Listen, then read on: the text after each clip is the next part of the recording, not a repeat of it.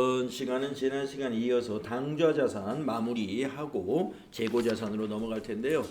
여러분들 당좌자산에서 현금이 현금성 자산의 범위가 어디까지인지 그거 중요하고요. 그 다음에 단기매매증권에 대해서 시험에 아주 잘 나오니까 단기매매증권 구입 시 회계처리, 기말에 공정가치로 평가할 때 가격이 올랐을 때 또 가격이 떨어졌을 때 회계처리, 그 다음에 처분시 회계처리, 이 세 가지로 정리 잘 해놓으셔야 되고요. 그 다음에 이제 그 대손 처리하는 거 여러분 매출채권 이제 지난 시간에 끝날 무렵에 배웠지 않습니까? 외상매출금과 받으러움이 매출채권이잖아요. 그 매출채권에서 우리가 외상매출금 발생했다가 나중에 지급했을 때, 회수했을 때 회계처리라든가 하는 거 간단했죠. 또 받으러움은 좀 복잡했지 않습니까? 받으러움을 보관했을 때는 받으러움 차변, 받으러움이 만기가 됐을 때는 받으러움 대변, 받으러움을 할인했을 때도 받으러움 대변, 받으러움이 부도가 났을 때도 받으러움 대변, 받으러움을 배서 양도할 때도 받으러움이 대변. 받으러움은 처음에 받았을 때만 차변에 오고요. 그 다음에 무슨 일이 벌어지면 다 대변에 갔었습니다. 근데 이제 거기에서 그 차변에 오는 개정 과목들, 만기가 되었을 때는 차변에 당좌예금이나 보통예금이 올 것이고, 배서 양도했다 그러면 대개 외상매입금을 지급했다라고 나오니까 차변에 외상매입금이라는 부채 감소 개정이 올 것이고, 어음을 할인했다 그러면 차변에 당좌예금이나 보통예금이 입금이 되고 그 할인료가 바로 은행에 이자를 지급해 주는 건데, 그것이 개정 과목이 매출채권 처분손실. 매출채권 처분손실이 기억이 안 나는 그런 개정 과목이라서 할인 문제가 나왔을 때 많이들 놓치는데 여러분들은 놓치지 않아야 된다. 그렇게 말씀을 드렸고, 또 대손 충당금을 설정하는 기말 회계, 기말 정리분계 회계만이죠. 외상매출금이나 받으러움에 대해서 잔액비례법 또는 연령 분석법에 의해서 그 비율을 정해가지고 대손 충당금을 설정한단 말이에요. 그러면 제가 한번 여기서 질문을 한번 해보겠습니다. 대손 충당금은 무슨 계정이라고 제가 기억하시라고 그랬느냐 하는 것을 한번 질문을 해보면은, 지난 시간에 제가 어느 분까지 했는지 까먹었어요. 그냥 대략 여기 중간쯤에 있는 것. 김효준님 계신가요? 네. 대손 충당금은 무슨 계정 과목이죠? 네, 차감 계정이죠. 바로 매출채권의 차감 계정. 잘 기억하시네요. 네. 그렇기 때문에 대손 충당금을 설정한다 그러면 자산을 차감시키니까 자산 감소 쪽에 해당이 된단 말이죠. 그러니까 대손 충당금 설정할 때 대손 충당금 대변이에요. 그러면 차변에 뭐가 오느냐? 비용 처리해 버려요. 비용. 자산을 감소시키면서 비용 처리한다. 왜 결산 때 미리 비용 처리하느냐 하면은, 대손이라는 것은 그 거래처가 말이죠. 외상매출금 거래처가 파산이나 어떤 부도가 발생해 가지고 못 받을 것으로 예상된다는 게 대손이란 말이에요. 못 받을 것이다 라는 게 바로 대손이에요. 못 받게 되면 그것을 예상하는 거란 말이에요. 근데 예상할 때 왜 비용 처리하느냐 하면은 바로 수익으로, 단기의 수익으로 잡은 상품 매출액 중에서 대손이 나오거든요. 그러니까 단기분의 매출액, 수익에서 대손이 예상되니까 단기 비용으로 잡아야죠. 그러니까 단기에 대손상각비로 차변의 비용 잡는 거예요. 그게 유용한 회계처리라고 판단하는 거죠. 그래서 결산 때 사실은 돈이 나간 건 아니지만 비용 처리하는 게 이렇게 있게 됩니다. 나중에 감가상각도 마찬가지예요. 유형자산 감가상각도 돈이 나간 게 아니에요. 그러나 비용 처리합니다. 지금 우리가 지난 시간에 배웠던 대손 충당금의 설정 때도 차변에 대손상각비 이렇게 처리한다고 그랬잖아요. 우리가 뭐 비용, 여비교통비 또는 통신비, 복리후생비 하면은 돈이 지급되는 경우가 대부분이지 않습니까? 뭐 반드시 그런 건 아니지만 하여튼 대부분은 다 돈이 나간 겁니다. 자산이 유출되는 거예요. 그런데 대손 충당금이라든가 이런 것은 실제로 자금이 지급된 건 아닙니다만은 우리가 비용 처리를 한다. 그 이유는 수익 비용 대응의 원칙이라는 회계 원칙이 있다는 거죠. 수익 비용 대응의 원칙, 이런 것들도 우리가 배웠습니다. 그래서 그 부분 대손충당금 설정은 결산할 때 자동으로 분계를 하는 거기 때문에 여러분이 이걸 기억을 못할 수가 있어요. 나중에 실무할 때도 제가 설명은 합니다. 여러분들도 보긴 볼 거예요. 근데 이걸 우리가 언제 배웠나? 이게 우리가 지난 시간에 배웠는데도 이걸 까먹을 수가 있다. 까먹는 이유는 물론 이제 문제에서 대손충당금을 설정해라고 문제에서 알려주면 이제 입력은 할 줄 알겠지만 분계가 어떻게 되는지를 까먹을 수 있다는 거죠. 대손충당금 설정 분계는 어떻게 된다? 차변의 대손상각비, 대변의 대손충당금이다. 그 분계를 잊지 말으셔라. 이론 시험에 대비해서.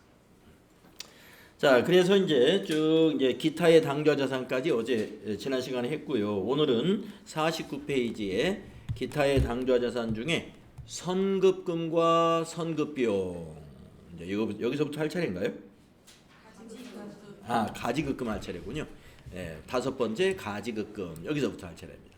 자, 가지급금 하면은 우선 뭐를 아셔야 되냐면은 이 가자가 들어가는 계정 과목이 임시 계정들이에요. 또 가지급금 뒤에 이제 부채에서는 가수금이라고 곧 나와요. 가자 앞에 가자 들어가는 계정 과목이 임시 계정 과목입니다. 자, 임시 계정이라는 건 뭐냐? 우리가 앞에서 당좌자산 시작하는 날 현금이 현금성 자산 할 때 임시 계정 과목 뭐를 하나 배웠냐면은 현금 과부족이라는 거 배웠죠. 현금 과부족은 차변에 올 수도 있고 대변에 올 수도 있어요. 그건 무슨 계정이냐면은 그 임시 계정인데 장부상 현금 잔액하고 실제 현금 잔액의 차이가 났을 때 현금이 실제가 많으면 장부를 고쳐야 되니까 입금을 잡고 대변에 이유를 모르니까 대변에다 현금 과부족 이렇게 잡았었죠. 반대로 장부상 현금보다 금고의 실제 잔액이 작다. 그러면 돈이 나간 거란 말이에요. 장부를 고쳐야 돼요. 그러니까 대변에 현금 잡고 차변에 무슨 이유로 나갔는지 원인을 몰라요. 그래서 차변에 현금 과부족. 그래서 현금 과부족은 차변에 올 수도 있고 대변에 올 수도 있고 이렇게 오지만 결국에 나중에는 그것이 어떻게 돼요? 없어진다 이겁니다. 원인이 밝혀지면 제거해야 돼요. 원인이 밝혀지면 그거를 제거해야 된다 하는 거죠. 그래서 그걸 임시계정이라고 그래요. 그러면 가지급금도 뭐냐? 임시계정입니다. 가지급금.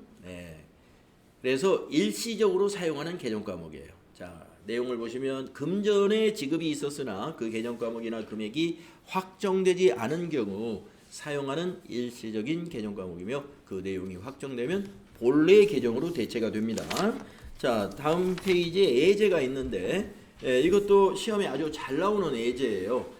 가지급금 하면은 뭐 이거 아니면 또 한 가지 예제가 나중에 나올 것 같습니다만은 우선은 제일 흔한 거 가지급금이 바로 여비 계산액이 가지급금이다. 출장 여비 계산액. 자, 계산액이요. 이렇게 계산을 하면은 뭐예요? 계자를 이렇게 쓰면 우리가 돈을 계산한 거죠. 돈 계산. 받을 거 받고 줄 거 주는 걸 우리가 이거 계산한다고 그러잖아요. 근데 여기 있는 계산은 이 계산이 아니라 이 계자가 아니라 이게 여비 계산. 계산.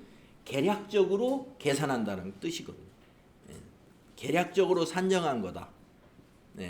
그래서 출장을 떠날 때 회사에서 지급 규정에 따라서 우리 회사는 2박 3일로 출장 갈 때 1박에 숙박비 10만 원에 교통비 5만 원으로 지급하는 것을 원칙으로 한다. 이렇게 국내 출장의 경우에 그걸 이제 여비 지급에 관한 규정에다가 미리 정해놨다라고 한다면 여비 계산액의 지급에 대한 규정이 이렇게 회사 내규에 있을 수 있습니다. 그때 그 규정에 따라서 지급하는 것을 여비 계산액이라고 그럽니다. 여비 계산액. 그래서 이렇게 해서 지급하는 회사는 가지급금으로 일단 자산으로 잡았다가, 자 보세요. 가지급금 당좌 자산으로 잡아놔요. 그랬다가 출장을 해서 다녀오잖아요. 다녀오면 증빙이 다 나옵니다. 네. 숙박비로 얼마 지출했고, 교통비로 얼마를 지출했고, 또 식대로 얼마 지출했는지 다 나오거든요. 그것을 이제 가지급금 정리하고, 정리는 항상 반대쪽에 하는 거예요. 차변에 여비교통비 비용으로 정리하는 거죠. 자, 이런 흐름이에요. 자, 지급 시 설명을 보시겠습니다. 출장 시 여비 계산액 등을 지급하면 가지급금 계정 차변으로 회계 처리하세요. 이렇게 돼 있죠. 예. 그래서 그 출장 가는 사원의 개인 통장에다가 입금을 해줬다는 거죠. 그러면 대변에 이 회사의 보통예금 계정에서 돈이 인출됩니다. 대변의 보통예금, 그리고 차변의 가지급금. 네, 이것을 자산으로 잡아놔요. 자, 2박 3일간 출장을 마치고 사원이 돌아왔습니다. 그러면은 이제 정산서를 회사에 제출합니다. 예, 어디 어떤 업무를 했고 비용은 이렇게 지출됐다 하고 영수증을 첨부해서 정리를 합니다. 그러면 가지급금 대변에 가서 당좌자산 감소, 차변에 여비교통비. 근데 만약에 50만 원을 가지고 갔다고 봐요. 50만 원 딱 맞춰서 쓰고 오나요? 네, 물론 우연히 그럴 수도 있지만 대략은 다소 차이가 나겠죠. 그래서 자 50만 원을 가지고 갔어요. 가지급금 그래서 50만 원 자산 잡았습니다. 돌아왔어요. 50만 원 정리해야 되겠죠? 자, 가서 쓴 거는 45만 원을 썼어요. 식대, 숙박비, 교통비로. 그러면 나머지 5만 원은 회사에 입금해야죠. 그러면 회사는 현금을 증가시켜야죠. 현금을 회사에 입금시켰다 이렇게 나온다. 자, 밑에 또는이라고 나오네요. 또는은 뭐냐? 반대의 경우도 있어요. 현금을 회사가 더 지급했다는 거죠. 자, 가지급금 50만 원 정리했습니다. 근데 쓴 비용이 55만 원을 썼어요. 그래서 여비교통비로 회사는 비용 처리를 55만 원 합니다. 그러면 회사는 사원에게 5만 원을 현금으로 더 지급했네요. 그래서 대변의 현금 5만 원. 이렇게 정산을 할 수도 있다. 그래서 정산하는 사례 두 가지 이렇게 나오는데, 이 여비 계산액 이걸로 시험 문제를 많이 내니까요. 여러분 가지급금 하면은 여비 계산액이 가지급금이다. 요 정도를 꼭 기억해 주시면 되겠어요. 정리하는 건 뭐 어렵지 않을 거예요. 예, 여비교통비는 이제 비용 계정이 미리 나왔습니다만은 판매관리비 계정 과목입니다. 판매관리비. 물론 여비교통비가 전부 판매관리비는 아니에요. 여러분들이 나중에 시험에서 실무 수행을 해야 될 회사를 보면은 도소매업을 운영하는 법인이에요. 그러니까 그걸 기준으로 제가 설명드리는 거예요. 우리가 앞으로 실무 수행을, 즉 시험에 응시해야 될 회사는 바뀌지 않아요. 도소매업을 하는 법인으로 시험을 항상 내기 때문에 그 기준으로 제가 여기서 출장 시에 나가는 여비 교통비는 판매 관리비다 이렇게 얘기할 수 있는 거죠. 자, 이렇게 해서 이제 당좌자산 정리를 다 했습니다. 당좌자산의 개정 과목 중에서 여러분이 한 4개 정도만 머릿속에 떠오른다. 당좌자산 하면은 나는 한 개정 과목 4개 정도는 얘기할 수 있다. 그러면 많이 아시는 거다. 볼 수 있고요. 박스에다가 개정 과목을 여러 개 적어놓고 그 안에서 당좌자산을 체크해봐라 하면 여러분이 체크할 수 있으면 돼요. 자, 다음은 재고자산으로 넘어가 보겠습니다. 자, 재고자산은 정상적인 영업과정에서 판매를 위하여 보유하거나 생산 중에 있는 자산을 재고자산이라고 합니다. 자, 정상적인 영업과정에서 판매를 위하여 보유하거나, 판매를 위해서 보유하는 것은 상품이죠. 아니면 만들어서 보관 중인 제품도 있겠고요. 또 만약에 제조업이라면 생산 중에 있는 것도 있을 수 있습니다. 생산 중에 있다 그러면 이제 제공품이라고 하는데요. 그것도 재고자산입니다. 생산 중에 있는 자산 및 생산 또는 서비스 제공 과정에 투입될 원재료. 투입될 원재료. 원재료도 재고예요. 원재료도 재고자산. 또 소모품 형태로 존재하는 자산. 이것도 재고자산이다. 그래서 재고자산을 이렇게 두 줄로 아주 설명하면 훌륭한 설명이 됩니다. 그런데 더 간단하게 말하면 어쨌든 뭐 투입할 원재료든 생산 중에 있는 자산이든 언젠가는 어떻게 판매할 거잖아요. 그러니까 더 간단히 말하면 정상적인 영업 과정에서 판매를 위하여 보관하는 자산이다. 이렇게 보시면 됩니다. 자, 재고자산에 해당되는 개정 과목 여기 쭉 나오네요. 어렵지 않아요. 한번 읽으면 그게 무엇인지 바로 알 수 있습니다. 상품, 완성품을 외부에서 구입하여 추가 가공 없이 재판매하는 재고자산입니다. 그러니까 도소매업이다 그러면 상품밖에 없어요. 업종이 도소매업이다 그러면 재고자산은 상품만 존재해요. 자, 제품이라는 재고자산 개정 과목을 쓰는 회사는 제조업이에요. 제조업. 자, 제품은 뭐예요? 판매를 목적으로 원재료, 노무비, 경비를 투입하여 제조한 재고자산이다. 반제품, 현재 상태로 판매 가능한 제공품이다. 여러분, 제공품은 아직 생산 중에 있다라는 재고자산을 제공품이라고 그래요. 그런데 반제품은 제공품 중에서 판매가 가능한 제공품. 판매가 가능한 제공품. 아직 완성은 안 됐는데 그 상태에서 판매도 할 수 있어요. 그런 걸 우리는 반제품이라고도 한다. 제공품, 원재료를 제조하여 제품이 완성되기 전 제조 과정에 있는 재고자산을 제공품이라고 하고요.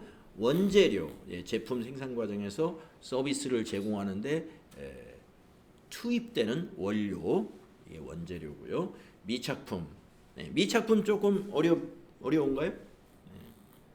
미착품도 많이 나옵니다. 자, 미착품. 자, 미착이라는 것은 아직 도착하지 않은 상태의 품, 상품이나 원재료라는 뜻이에요. 자, 상품이나 원재료를 주문했으나 아직 회사에 입고되지 않은 재고자산. 그런데 미착품은 수입할 때 주로 써요. 주로가 아니라 100% 수입할 때. 자, 만약에 부산에 우리나라에서 제일 먼 데가 만약에 여기 경기도 뭐 수도권이다 그러면 제일 먼 데가 부산이나 목포나 제주도나 이 근방이겠죠. 거기서 여기까지 오는데 뭐 한 달이 걸리나요? 그런 것은 미착품으로 안 잡아요. 뭐 하루나 이틀이면 다 오는 거니까. 그러니까 미착품으로 잡는다 그러면은 우리가 태평양을 건너고 대서양을 건너고 뭐 시베리아를 통과해서 막 이렇게 바다 건너 산 넘고 이렇게 한참 걸리는 그러한 수입품이라고 보시면 돼요.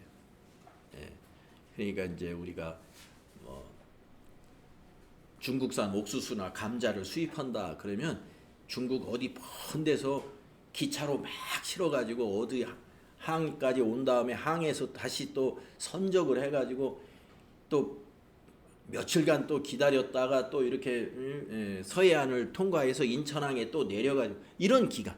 그래서 우리가 매입을 했으나 우리가 받는 데까지 우리 공장에 받는 데까지 시간이 좀 오래 걸린다. 그것이 원재료가 됐든 상품이 됐든 이런 것을 우리는 미착품이라고 합니다.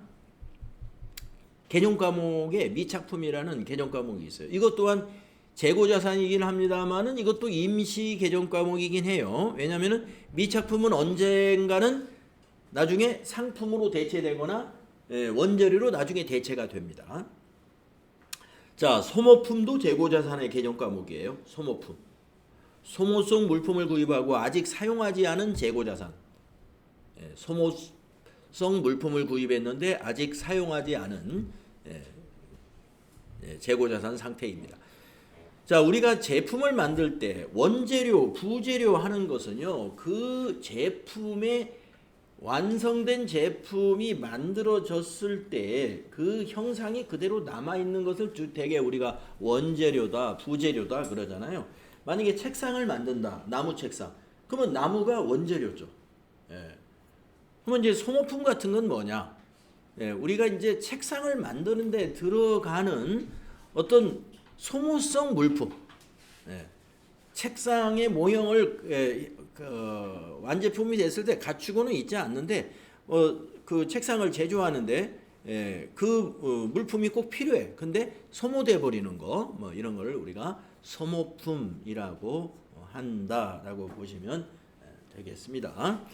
자, 그래서 이런 것이 다 재고자산이다. 재고자산에 해당되는 개정 과목이에요. 자, 재고자산의 취득원가는 어디까지인가? 자, 취득원가 얘기가 나오는데 여러분 취득원가 하면 생각나는 게 제가 여러분에게 그 단기 매매증권의 취득시 회계 처리를 할 때 아주 예외적인 것입니다라는 걸 기억하시라고 그랬어요. 단기 매매증권 취득할 때 수수료는 영업의 비용 처리한다는 거. 이게 아주 예외적이라고 말씀을 드렸죠. 자, 지금부터 나오는 이제 매입시 그 어떤 자산을 매입할 때 그 비용은 전부 원가로 들어갑니다. 비용이 아니고. 자, 내용을 보세요. 재고자산 매입 때 취득원가는 어디까지인지 여기 한번 두 줄로 된 설명을 읽어보면요. 재고자산 매입대금 및 매입대금이라는 건 뭐예요? 그 상품 가격을 말해요. 원재료 같으면 원재료 가격, 그게 매입대금입니다. 거기에다가 매입과 관련하여 지불한 운반비, 수수료, 하역비, 보험료, 세금 등 구입 부대 비용을 취득원가에 포함한다 이런 얘기예요. 모든 구입 부대 비용을 취득원가에 포함한다. 이렇게 하시면 되겠습니다. 네. 자, 이천에서 의류를 도소매하는 회사가 있어요. 의류, 옷이죠. 네. 자, 옷을 저기 옷 공장이 어디에 있냐면은 저쪽 의정부에 있다고 한번 보겠습니다. 의정부의 옷 공장에서 옷을 사옵니다. 네. 한 벌에 10만 원씩 10벌을 사오기로 했어요. 10벌. 자, 그런데 그것을 운반은 우리가 운반비는 우리가 부담을 해야 돼요. 워낙 싸게 사가지고 판매자가 운반비는 우리가 부담 못 해준다. 그래서 우리가 거기 있는 용달차를 불러가지고 의정부에서 여기까지 50만 원에 옷 10벌을 운반했습니다. 자, 그랬을 때 10만 원짜리라고 하는 10벌 그거는 바로 재고자산 매입대금이에요. 100만 원은 10만 원 곱하기 10벌 하면은 그런데 그걸 2천 매장까지 오는데 용달비가 50만 원 들어갔어요. 그 운반비까지를 뭐로 본다? 그 의류의 원가로 본다 이 말이에요. 취득 원가. 네. 그래서 그 10벌은 150만 원이 돼서 한 벌당 취득 원가는 15만 원이 된다. 15만 원. 네. 자, 그렇게 우리가 취득 원가는 우리가 취득과 관련된 모든 비용, 심지어는 세금까지도 다 포함이 된다 이겁니다. 세금까지도 포함이 된다. 네. 근데 부가가치세는 포함을 안 시켜요. 나중에 이제 여러분 뒤에서 부가가치세를 배우는데요. 이 부가가치세는 왜 원가에 포함을 안 시키는지 안 시키느냐 하면은요. 매입 시 부담했던 부가가치세는 돌려받아요. 부가가치세가 그런 세금이에요. 예. 사업자면 사업자가 부담한 매입 세금은요. 세무서를 통해서 부가세 신고할 때 다 돌려받아요. 예. 그렇기 때문에 원가에 들어가지가 않습니다. 예. 그러니까. 예. 그래서 그러면 여기 있는 세금은 뭐냐? 만약에 뭐 이것을 의정부에서 옷을 가져오니까 저 부가세만 붙겠습니다마는 미국에서 만약에 옷을 가졌다가 봐요. 미국에서 있는 미국산 옷. 그러면 부가세도 붙고 그다음에 관세도 붙어요. 관세. 그런 세금들. 뭐 관세가 붙으면서 뭐 다른 목적세 같은 것도 많이 붙습니다. 환경세라든가 뭐 교육세 같은 거 이런 것도 붙을 수가 있어요. 그런 세금이 다 원가에 들어가는 거예요. 그러나 부가가치세는 원가는 아니에요. 그래서 나중에 이제 부가가치세를 배우게 되면 왜 이 부가가치세는 원가가 아닌지를 나중에 아실 거고, 그 세금을 제외한 뭐 재고자산의 세금이 매입 시 세금이 원가에 포함되는 것은 대표적인 게 관세다. 이렇게 보시면 되겠습니다. 자, 그래서 밑에 분계가 뭐예요? 차변의 상품을 매입했다는 거죠. 대변에 외상 매입금이나 현금이 간다. 상품 매입 시 분계입니다. 자, 이걸 한번 해석을 한번 해볼까요? 자, 만약에 현금이 아니라 대변의 외상 매입금이었으면요. 여러분, 외상 매입금 계정은 부채 계정이에요. 매입 채무 계정이거든요. 이걸 한번 거래를 말로 한번 설명을 해보실래요? 문지인님. 네. 요 분계를 보시고 이게 무슨 분계인지 한번 말로 설명하실 수 있으신가요? 차변의 상품, 대변의 외상 매입금. 상품은 재고자산. 자산 증가. 상품이 차변에 왔으니까 자산 증가. 외상 매입금은 우리가 그 받으러 온 배서 양도할 때 외상 매입금 제가 소개해 드렸죠. 외상 매입금은 부채 계정이라고. 부채가 대변에 갔어요. 부채 증가. 자, 상품 자산 증가, 대변의 외상 매입금 부채 증가거든요. 이 거래가 무슨 거래인지 지금 설명이 문재인님 잘 안 되겠어요? 네. 박미영님이 한번 설명해 보시죠. 재고자산 상품. 상품을 자산이 맞습니까? 자산이 증가하고. 그러니까 이게 어떤 거래죠? 그러니까 무슨 일이 일어났을 때 이렇게 회계 처리해야죠?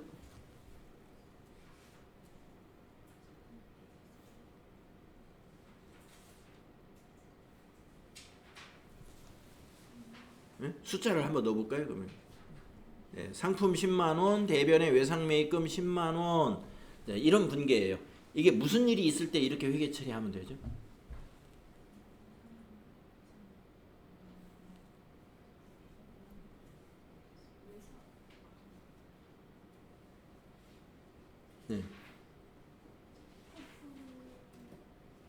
상품이 들어오고 네. 외상을 갚았어요. 상품이 들어오면서 외상을 갚았어요? 외상을 갚았는데 빚이 늘어나요?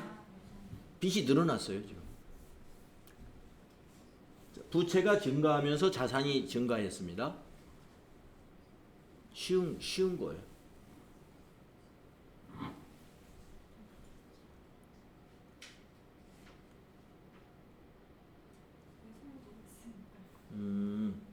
이게 무슨 거래냐면요.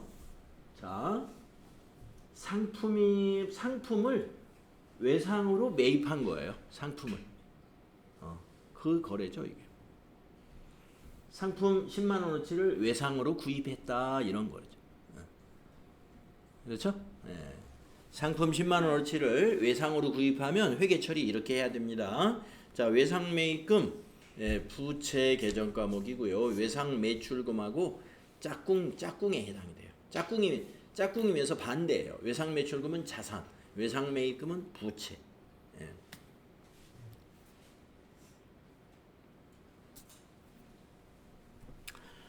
자, 재고자산 매입 시 매입 관련된 모든 부대 비용이 원가에 포함된다라는 거 기억하라는 거고요. 자, 그 다음에 다음 페이지 세 가지가 있습니다. 매입 원가에서 차감하는 게 있어요. 애누리, 환출, 할인. 요 세 가지입니다. 요건 차감. 매입 원가에서 차감시킨다. 빼준다는 얘기입니다. 자, 설명을 읽어보시면 돼. 매입 애누리는 매입 애누리를 설명한 거예요. 뭐 우리가 애누리라는 표현 잘 일상에서 잘 안 쓰죠. 회계 용어입니다. 애누리. 자, 매입 애누리는 매입한 재고자산 중 하자나 파손이 있는 재고자산에 대해 가격을 인하받는 것을 말하며, 매입 애누리는 자, 상품을 매입했어요. 옷이 10벌이 왔습니다. 왔는데 9벌은 아무 문제가 없어. 근데 한 벌이 이런 데가 좀 실밥이 터졌어요. 다시 손을 봐야 돼. 이걸 팔려면은 그 상태로 팔 수가 없는 상태예요. 그러면 이제 전화를 해야 되겠죠. 요거 수선하는데 돈이 좀 들어갈 것 같은데 10만 원은 이거 다 계산을 못 해주겠는데요. 만약에 우리가 외상으로 샀단 말이에요. 그럼 외상 매입금에서 우리 빼달라고 해야죠. 그래서 가격을 인하받았어요. 그러면 그 수선비 2만 원 제가 빼드릴게요 해가지고 합의를 받습니다. 그러면 하나를 2만 원 할인받는 거예요. 보시면은 자, 아까 외상으로 샀잖아요. 그래서 사변의 외상 매입금 부채 감소 2만 원, 대변의 매입 애누리. 자, 매입 애누리는 아까 뭐라고 그랬어요? 제가 빼주는 거라고 그랬죠. 원가에서 빼야 되는 거 애누리 환출 할인이다. 그래서 매입 애누리는 상품의 차감 계정이니까 반대쪽인 대변에 가야 되겠죠. 대변에 매입 애누리 이렇게 회계 처리하면 됩니다. 자, 그 다음에 매입 환출이라는 게 있어요. 환출. 매입 환출은 반품시키는 거예요. 환출, 반품시킨다. 매입 환출은 매입한 재고자산 중 하자나 파손이 있는 상품에 대하여 반품하는 것을 말한다. 지금은 이제 2만 원 할인받기로 했지만 만약에 그 한 벌이 도저히 수선도 불가능해. 우리 기술로는 수선도 못해. 그래서 이건 안 되겠습니다. 하고 9벌만 인수하고 나머지 한 벌은 받는 자 부담하는 택배비로 착불로 반품을 딱 시킵니다. 그러면 이제 그 외상 매입금에서 빼야 되겠죠. 외상 매입금 부채 차감하려면 부채 감소 차변에 기입하고요. 대변에는 매입 환출 이렇게 회계 처리한다. 그다음에 매입 할인이 있습니다. 매입 할인. 자, 매입 할인은 또 뭐냐? 재고자산 구매자가 판매 대금을 조기에 지급하는 경우에 약정에 의해서 할인받는 거. 구매자가 판매 대금을 조기에 지급하는 경우에 약정에 의해서 할인받는 금액을 말합니다. 자, 우리 회사가 이제 그러면 하나 반품시키고 90만 원이 지금 그 의정부에 있는 의류 공장에 외상 매입금이 우리가 있어요. 약정에 의해서 원래는 2개월 후에 갚으면 돼요. 90만 원을. 그런데 우리가 지금 현금 사정이 좋아요. 좋기 때문에 지금 바로 검수 끝나고 뭐 한 하루 이틀 만에 바로 그냥 입금을 해줍니다. 그러면 2달치 이자를 빼달라고 그래야 되겠죠. 2달치 이자 빼달라. 그래서 우리가 이것을 판매 대금을 조기에 지급함으로써 약정에 의해서 할인받는다. 약정에 의해서 할인받는 거라는 것은 우리가 그런 계약 조건이 있다는 얘기예요. 그런 계약 조건이. 우리는 우리 회사하고 그 공장하고는 2개월 신용거래로 단가가 결정이 돼 있단 말이에요. 그런데 때에 따라서는 바로 현금 박치기식으로 거래를 할 때가 있어. 그때는 단가 조정을 해야죠. 그걸 우리가 약정에 의해서 할인받는다. 이것은 매입 할인이라고 합니다. 그래서 일단은 정해진 단가로 매입을 했지만 대금을 빨리 결제함으로써 할인받는 것을 우리가 매입 할인이라고 합니다. 그리고 그러면 어떻게 돼요? 외상 매입금에서 부채 감소 차감시키고 매입 할인으로 상품 매출원가에서 빼줘야죠. 매출원가란다. 상품의 매입 대금에서 차감시켜야죠. 상품의 매입 대금에서 차감. 자, 그래서 요 세 개는요, 여러분이 어떻게만 기억하시면 되냐면은 요 분계는 사실은 할 일은 없을 거예요. 시험 문제에서. 원래 이런 원리로 처리되는 거예요. 그런데 이걸 여러분에게 분개하라고 문제를 낸 적은 없으니까. 그럼 뭐가 중요하냐? 여기서는 자, 재고자산 매입 취득원가에 포함되는 거 모든 비용, 응? 세금까지 다 포함, 부가세만 빼고 다 포함해야 돼요. 그런데 빼야 될 것도 있다. 빼야 될 게 딱 세 가지. 있다면 빼는 거예요. 있다면 이 세 가지가 뭐냐? 애누리, 매입 애누리, 또 매입 환출, 그 다음에 대금을 빨리 갚아서 할인받는 매입 할인. 이게 있으면 그거는 매입 원가에서 빼줘야 돼요. 그걸 기억하시면 돼요. 그래서 뭘 물어보느냐? 상품의 순매입액을 물어볼 수 있어요. 박스에다가 딱 해서 아까 말씀드린 대로 상품 매입가는 얼마고 운반비가 얼마, 보험료는 얼마, 취득할 때 하역비는 얼마 뭐 이렇게 해놓고 또 거기다가 또 매입 애누리는 얼마 뭐 이렇게 써놓는단 말이에요. 그러면 여러분이 상품 가격에다가 더할 건 뭐예요? 취득할 때 들어가는 뭐 운반비, 만약에 관세가 있으면 관세, 취득세가 있으면 취득세 이런 건 포함시켜야 돼요.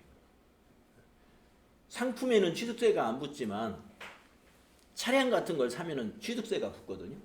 그런 거는 매입 원가에 들어간다 이거죠. 취득세 같은 게. 그래서 그런 건 더해주고 뭐 매입 애누리, 매입 환출, 매입 할인이 있는 것은 빼줘라 이런 얘기입니다. 그것이 뭐예요? 순매입액. 순매입액. 그래서 여러분이 상품 매입액을 계산하세요 하면 언제나 순매입액을 말하는 거예요. 언제나 순매입액을. 그러니까 자동으로 상품 매입액이 얼마냐 하면은 항상 순매입액이다 이렇게 생각하셔가지고 자, 총 매입액이라는 것은 상품 매입 금액에다가 매입 부대 비용을 더한 것을 총 매입액이라고 한다면 거기에서 매입 애누리, 매입 환출, 매입 할인 세 가지는 빼주는 거다. 요걸 기억하시면 됩니다. 오케이. 자, 이제 매출 원가로 넘어가 보겠습니다. 자, 우리가 지금 그 재고 자산을 배우는데 매출 원가는 왜 갑자기 나오느냐? 지금 우리가 재고 자산의 매입, 즉 순매입액을 우리가 지금 공부했단 말이에요. 순매입액. 이 순매입액하고 관련된 게 매출 원가예요. 매입액하고 관련된 게 아주 관련이 깊어요. 자, 여러분 도소매업은요. 매입한 것을 파는 거잖아요. 자, 아까 그 9벌 반납하고 아니죠. 한 벌 반납하고 지금 9벌이 있다고 봐요. 하나는 너무 불량이어가지고 반납하고 옷이 지금 9벌이 있어요. 그러면 9벌이 지금 운반비까지 포함해서 한 벌당 15만 원이 지금 원가가 들어갔단 말이에요. 그게 취득 원가예요. 한 벌당 15만 원. 자, 9벌 중에서 만약에 2벌만 이번에 팔았다. 이번 회계 기간에 2벌만 팔고 7벌은 재고로 남았어요. 그러면 그 2벌의 매출 원가가 얼마입니까? 그러면 여러분 그 매입 원가가 그대로 매출 원가라고 하는 거예요. 2벌만 판매된 거에 매입 원가. 그러면 한 벌당 15만 원이니까 2벌이 판매됐으면 30만 원이죠. 그게 바로 매출 원가예요. 매출 원가. 그래서 매출 원가가 어떻게 계산됐나 볼까요? 자, 매출 원가의 의의를 한번 볼까요? 매출 원가의 의의. 자, 기업이 주된 영업 활동을 통하여 수익을 창출하는 것을 매출이라고 한다면 매출 원가는 이러한 매출이 이루어지기 위하여 투입한 비용을 말한다. 2025년 1월 1일에 상품을 800원에 매입하였으며 25년 2월 1일에 이 상품을 1,000원에 판매하였다고 가정하자 이러한 거래에 대해서 다음과 같이 구분하여 분개할 수가 있는데요. 왼쪽에 있는 것은 이건 뭐 우리가 사용을 안 할 거니까 이건 보지 마시고 매출 원가를 별도로 인식하는 회계 처리를 우리는 하거든요. 예. 매출 원가를 별도로 인식하는 회계 처리를 할 거니까 오른쪽 것만 알아두시면 됩니다. 요것만. 네, 요것만.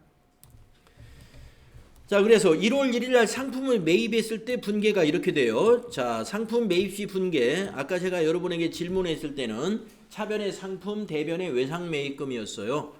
예, 그때 여러분이 답변을 어떻게 했어야 되냐면은 상품 800원을 외상으로 매입했다 이렇게 답변을 했어야 되겠죠. 만약에 대변이 외상 매입금이면. 자, 지금 이거는 상품 차변 대변의 현금이에요. 그러면 상품 800원을 현금으로 매입했다 이런 거래입니다. 예. 자, 1월 1일 날 이런 일이 있었고요. 자, 그 다음 달 2월 1일 날 이걸 1,000원에 팔아요. 예. 요 1,000원에 팔 때 이게 판매 시 회계 처리예요. 지금 제가 방금 줄 그은 게 이게 판매 시 회계 처리예요. 자, 1,000원에 팔았습니다. 그런데 여기 사이에 매출이 아니라 여기 사이에 상품이라는 거 하나 더 끼워 넣어 주셔야 돼. 매출이라는 개정 과목은 없습니다. 상품 매출 아니면 제품 매출 이런 개정 과목을 쓰니까 우리도 거기다가 여기서 이제 약식으로 그냥 매출이라고 한 것 같은데 상품 매출이라고 바꿔주겠습니다. 자, 상품 매출은 그럼 뭐냐? 수익 개정 과목이에요. 영업 수익 개정 과목이에요. 아시겠죠? 영업 수익. 자, 상품을 팔았다 이거예요. 그러면 대변의 상품 매출, 영업 수익, 수익이 1,000원 발생한 거예요. 차변에 뭐가 왔어요? 현금 1,000원이죠.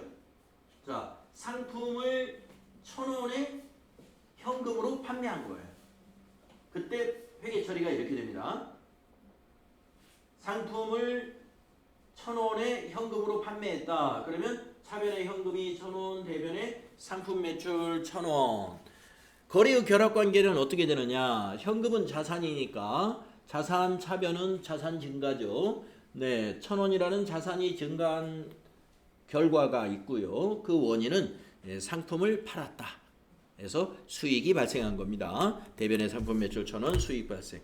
자, 이렇게 회계 처리를 하고, 자, 아까 여기 위에서 뭐라고 그랬냐면은 매출 원가를 별도로 인식한다 그랬어요. 그래서 요게 별도로 인식한 거예요, 지금. 원가 인식. 자, 밑에 분계는 차변의 매출 원가는 800원, 대변의 상품 800원. 자, 매출 원가를 별도로 인식했죠? 원가는 이거 뭐예요? 비용입니다. 비용. 요 800원은 지난달에 사온 가격이에요. 순 매입 가격이 가로 팔리면 그게 원가가 돼요. 팔리면. 그래서 원가, 매출 원가, 비용 발생했고요. 그 다음에 이제 우리가 보관했던 이 상품, 재고자산은 없어졌잖아요. 없어졌으니까 대변의 상품이죠. 자산 감소.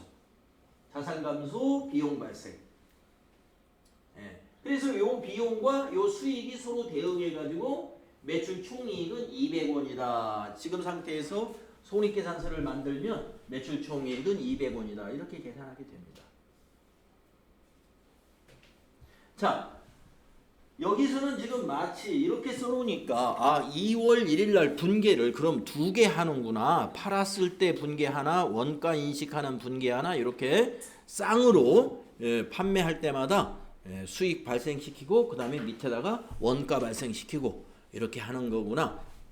그렇지가 않아요. 자, 매출 원가를 별도로 인식한다고 하는데 언제 인식하느냐? 결산할 때.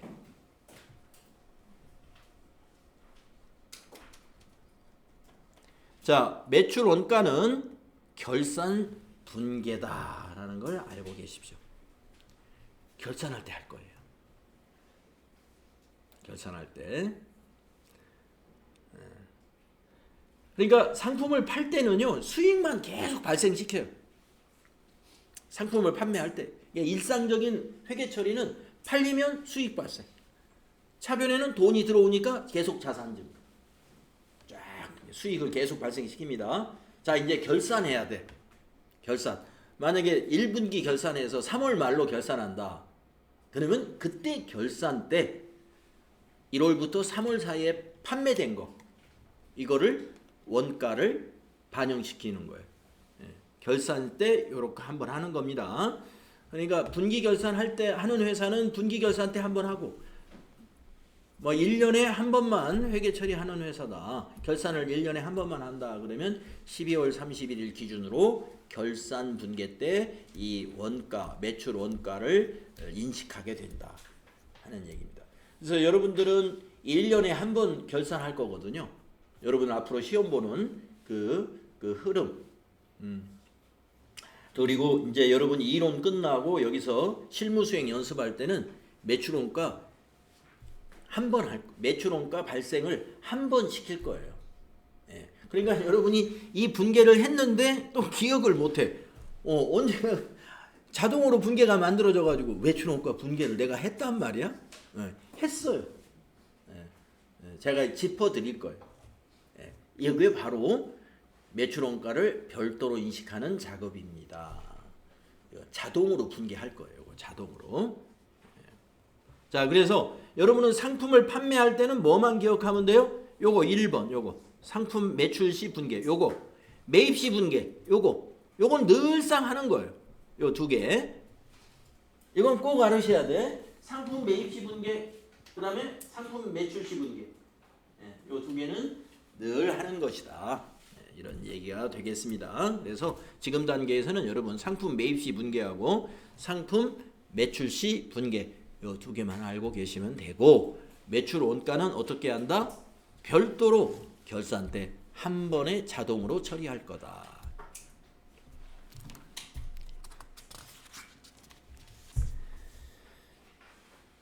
자, 그러면은 이제 그 다음 페이지에 있는 내용을 쭉 한번 읽어봅시다. 상기 중 위에서 설명한 거, 회계정보 이용자에게 더 유용한 정보를 제공하는 것은 오른쪽과 같이 매출 및 매출원가를 별도로 보여주는 분계이다. 왜냐하면 매출 및 매출원가를 별도로 보여주는 경우에는 얼마만큼의 판매가 이루어졌으며 그 판매에 대응하는 원가가 얼마인가를 쉽게 알아볼 수 있기 때문이다. 네. 아까 왼쪽 거를 제가 보지도 말자 그랬어요. 그렇게 회계 처리 안 할 거니까. 아까 그 표에서 오른쪽 것만 제가 설명을 드린 겁니다. 그래서 우리는 그 방식으로 회계 처리를 할 거다 이런 얘기예요. 예를 들어 유의 경우에 당기순이익에 미치는 영향은 200원으로 동일하지만 매출원가를 별도로 인식하는 경우 매출 원가의 비율이 80%다라는 걸 쉽게 알 수 있게 된다는 거죠. 그래서 우리는 어떤 방식으로 회계 처리해요? 오른쪽에 있는 매출 원가를 별도로 인식하는 방식으로 회계 처리를 한다. 자, 매출 원가 공식과 상품 계정의 기록 방법을 한번 보겠습니다. 상품 매매업의 매출 원가를 구하는 기본 공식은 이렇게 됩니다. 상품 매출 원가 기본 공식 꼭 알아두어야 되죠. 꼭 알아둬야 돼요. 상품 매출 원가의 기본 공식. 기초 상품 재고액 더하기 당기 상품 매입액 빼기 기말 상품 재고액이다. 지금은 좀 부담이 될지 몰라요, 이 공식이. 근데 뭐 기초 기억하시고 기초에다가 매입 기억하시고 매입을 더해서 기말 기억하시면 돼요. 기말을 빼준다 이 말이에요. 그러면 매출원가가 산출된다. 아까 매출원가 분계는 딱 800원 그냥 바로 계산되는 건데, 그거는 하나 사가지고 하나 팔 때 그렇게 금방 계산되죠. 자, 그런데 제가 아까 매출원가를 기말에 한 번만 인식한다고 그랬단 말이에요. 그런 말이죠. 옷을 의정부에서 9벌, 10벌 사가지고 한 벌 반품시키고 팔고, 또 그 다음에 또 의정부에서만 사옵니까? 의정부에서도 몇 번에 걸쳐서 사올 것이고, 어떤 때는 4월 달에는 15만 원에 사왔지만 갑자기 물가가 올라가지고 한 6월 달에는 뭐 17만 원에 사올 수도 있고, 또 그 옷이 의정부에서만 파는 게 아니라 뭐 서울에서도 팔기 때문에 서울에서도 얼마에 사고, 이렇게 매입할 때마다 같은 품목이라 하더라도 매입할 때마다 가격이 달라질 수. 네. 또 품목이 한 가지가 아니라 여러 가지 품목이 있을 수가 있습니다. 그러면 회사에서 매출원가를 계산할 때 옷을 파는 회사다.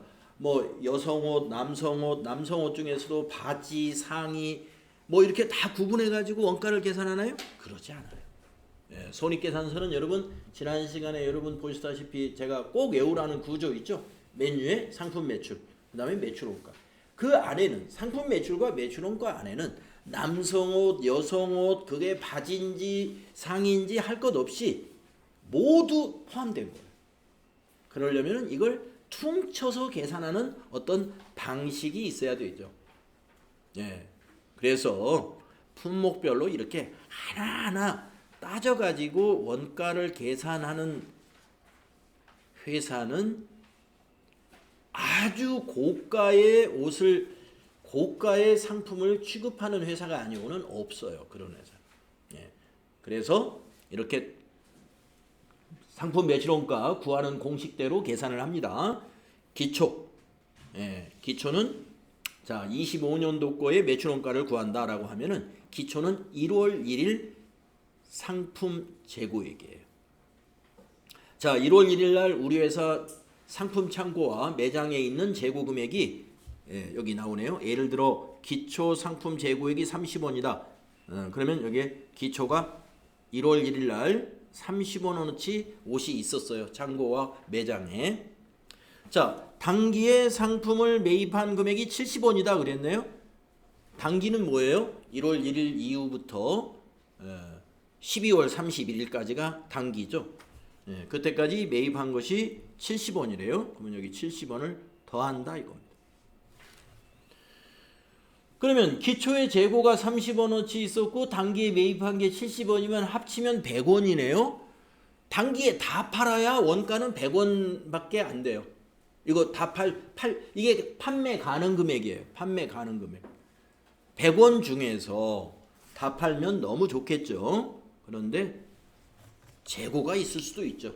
12월 31일까지 아직 못 팔고 기말에 창고나 매장에 남아있는 재고가 있어요. 그게 40원이래요. 그럼 40원은 안 팔았으니까, 못 팔았으니까 빼줘야죠. 그래서 이번 단기의 매출원가는 60원이다. 이런 걸 우리가 계산할 수 있다는 거죠. 이 원리에. 우리가 이제 뭐 유통관리라든가 재고관리를 하기 위해서 품목별로 이렇게 관리하는 것은 내부적으로 관리하는 거고, 우리가 회계 결산을 하기 위해서 손익을 성과를 구하기 위해서 손익계산서를 작성하기 위한 매출원가는 이렇게 구하는 겁니다. 굉장히 중요하죠. 그래서 우리가 손익계산서에 가면은요 항상 매출원가 밑에 이 세 가지가 나열되어 있어요. 미리 한번 보여드리면은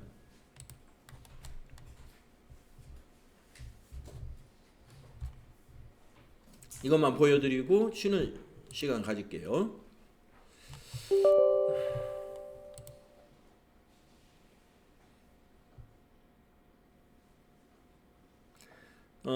제가 그 책에 있는 손익계산서 구조 여러분 암기하셔야 됩니다. 라고 지난 시간에 책에 그 짧은 박스 안에 박스 조그마한 거 있었잖아요. 그거 꼭 암기하셔야 되는데 거기에는 그냥 매출 원가만 한 항목만 있었어요. 근데 그 매출 원가는 사실은 이 세 가지 데이터가 있어야 매출 원가를 알아내는 거거든요. 그래서 손익계산서 실제로 그 양식을 보게 되면은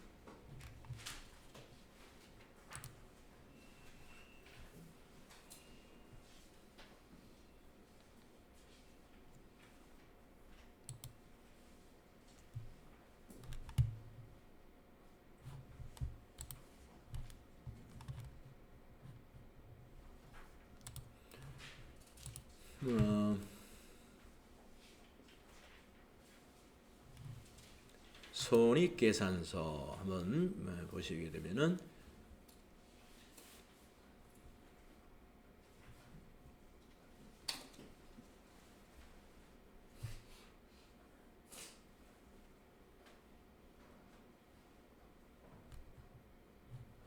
(12월) 달로 한번 보겠습니다.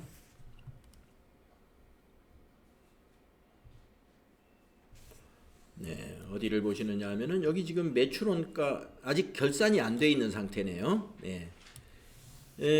제가 여러분에게 아까 뭐라고 말씀드렸느냐, 매출원가를 기말 결산 분계 때 하는 거라고 그랬잖아요. 지금 이 회사가 지금 주식회사 대한물류라는 회사인데 모의고사 2회 문제를 제가 꺼냈나 봐요. 아직 결산이 안 된 상태구나 하는 걸 알 수 있어요. 손익계산서를 보니까. 왜냐? 매출원가가 아직 산정이 안 돼 있네요. 제로라고 돼 있죠.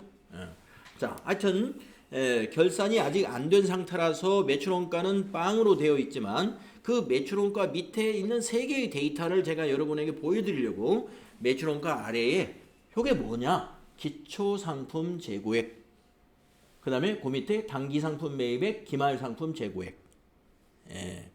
요 세 개의 데이터가 항상 손익계산서 밑에 있습니다. 그래서 기초상품 재고액에다 단기상품 매입액 요 두 개는 더할 거예요. 더해서 기말상품 재고액을 빼주는 거예요. 근데 지금 왜 제로가 나왔느냐? 지금 이 데이터에 의하면 기초가 460만 원, 단기상품 매입액이 이 숫자거든요. 요게 기초, 요게 매입액이에요. 두 개를 더한 것이 1억 6,215만 4,500원이에요. 지금 요게 기말 재고로 돼 있어요. 이게 기말 재고로.